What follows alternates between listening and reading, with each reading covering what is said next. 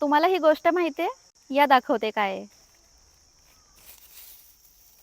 तर याला ना आमच्या इकडे चपाती म्हणतात, कारण हे अतिशय चपटं आहे आणि याच्यामधली बी सुद्धा एकदम चपटी आहे आणि याचा रंगसुद्धा साधारण चपातीसारखा असतो. तर याचं झाड हे असं दिसतं बघा आणि याच्या बिया इतक्या हलक्या-फुलक्या असतात, की अगदी वाऱ्याची छोटीशी झुळूक आली तरी सगळं ते गळून पडतं खाली. आता आम्ही तर याला चपाती म्हणायचो, पण हे असं नाव कसं काय खरं असेल?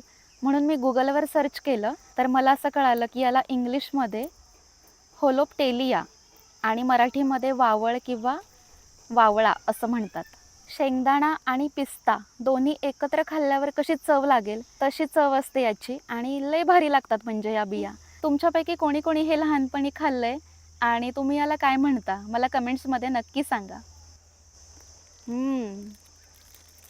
एक नंबर.